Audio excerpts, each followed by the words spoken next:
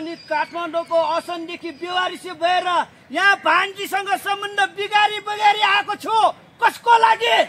ड्युटीको लागि। त्यही भएर तिमीहरू दुईजना साथ लाग्दै मान। ओए बासीबाग, कान खोलेर सुन। अरू जेसुकै गर, ड्युटी माथि मेरो दिल बसेको छ। आँखा लाउने कोसिस नगर। आँखा लगाउने होइन, माया लगाउने हो। ड्युटीसँग त मेरो 7 जुनसम्म पुग्ने गरी माया बसिसक्यो। डिप माया बसिसक्यो। बस्यो बासीबाग तेरो माया। त्यही ड्युटीको लागि भनेर म पनि भतिजो घरमा आएर सरनाथ जस्तो भएर बसेको छु। कसको लागि? ड्युटीको लागि। चुप लाग कुबिन्दे। यो चुप लाए पनि म चुप लाग्दिनँ। म पनि काठमाडौँको असनदेखि बेवारिसे भएर यहाँ भान्जीसँग सम्बन्ध बिगारी कसको लागि आएको? ड्युटीको लागि आएको। त्यही भएर तिमीहरू दुवैजना साइड लाग भेमाल। ओए बासीबाग, एउटा कुरा ध्यान दिएर सुन। छोरी भन्ने रुनै दौड्याछ त के भयो? जङ्गलमा केटाकेटीको लास भेट्यो रे। रिखेर निसा पनि त्यतितिर गएको रे। त्यही भएर दौडे। देखिस् तैँले जा।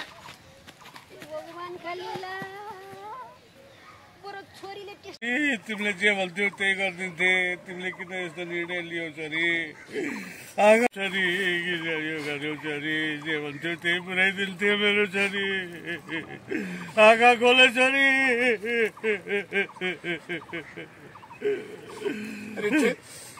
तैँले के गरिस्? तैँले के गरिस्?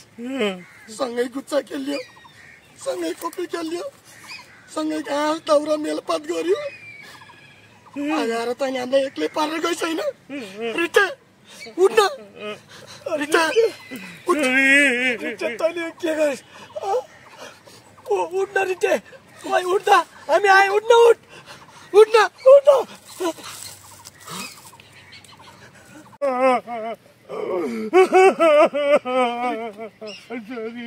काका रिट्यो होइन?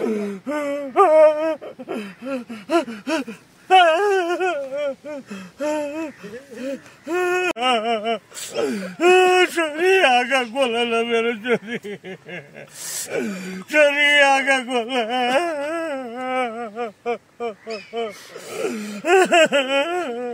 उठ बाबा, तिमीले किन यसो गर्यौ छोरी?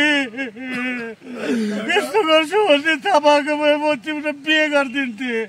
तिमी भागेर गयौ भनेर चुप लागे छोरी। उठ न।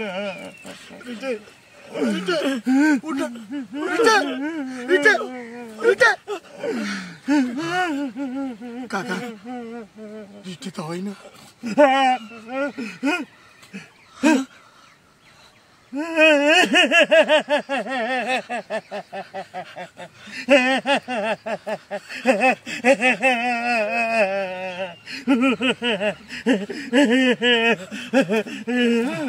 अनि हजुर उहाँको नाम चाहिँ के हो नि? हामीले पनि मुजुल्का उठाउनु पर्छ। मलाई थाहा छैन। आफ्नै छोरीको नाम नि थाहा हुँदैन? उनको थुङ्गो सदा के गर्नु? तिमीले मलाई बलै दिन्नौ। बाल दिनलाई तेरो चाल पनि राम्रो हुनु। पुरा जाऊ न, हामी किन जाने? खै कहाँ छ बाटो? यसको कपालले दुःख पाउनु भयो। कहाँ छोड्ने? बेमानसँग दुश्मनी महँगै पर्छ। खै खै खै खै खै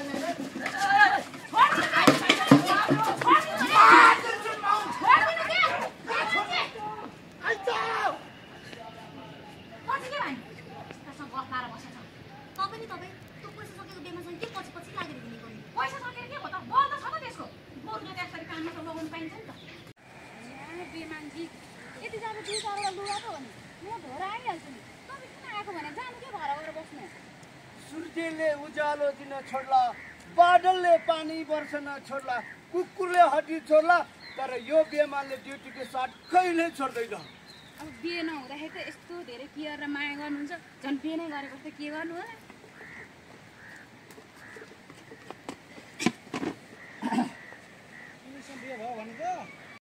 तिमीसँग बिहे भयो भने म बुढो भएको छैन भनेर प्रमाणित गर्न 5-6वटा बच्चा त फ्याट पाइदिन्छु म। 5-6वटा बच्चा मेरो बिहे भयो भने म बुढो भएको छैन भनेर प्रमाणित गर्न लागि 5-6वटा बच्चा त फ्याट पाइदिन्छु म। 5-6वटा बच्चा फ्याट पाउन र म मिसिन हो र? अब मिसिनले बच्चा पाउने भए तिम्रो पछि लाग्छ त म। ल अब यो म दिइदिन्छु। ल अब मेसिनले होइन यो बेमान वासिङ मेसिन राख्नु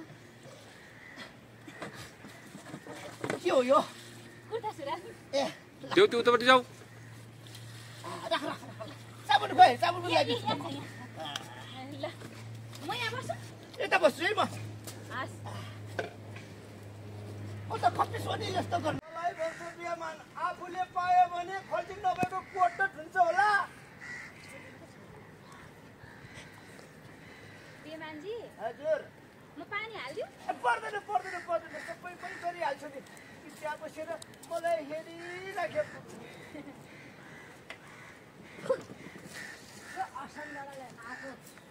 नभएको स्त्री लम्पट बासी भात मलाई भन्छ बेमान आफूले पायो भने खल्ती नभएको कोट त हुन्छ होला छोडिदिने कि बेमानजी त्यो मान्छे त्यस्तै हो बरु म पानी हाल्दिउ पर्दैन सबै पनि गरिहाल्छु नि त्यहाँ बसेर मलाई हेरिराखे पुग्छ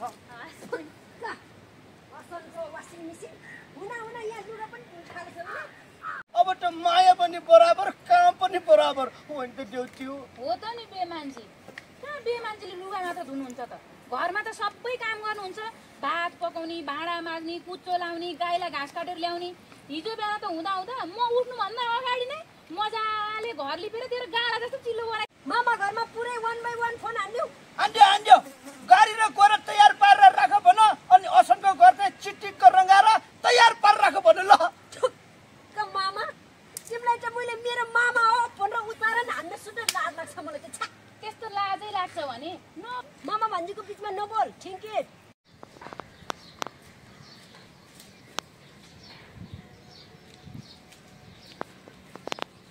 अनि के गरे बासी थियो बासी भात के गर्ने यो के गर्नु नि आमा अनि के हो यो